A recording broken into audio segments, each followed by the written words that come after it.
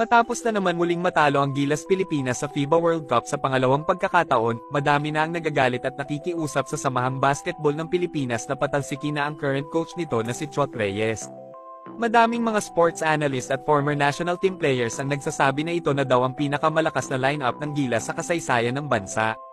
Pero madami pa din ang nagtataka kung bakit hindi pa din tayo makasabay sa style of game ng mga bansa sa Europe at maging sa Asia. Sa pagkatalo ng Gilas laban sa Dominican Republic at Angola, mas lalong lumiit ang tsansa ng ating bansa na makalusot sa second round elimination ng FIBA World Cup bago tayo makapasok muli sa Olympics na matagal nating pinapangarap.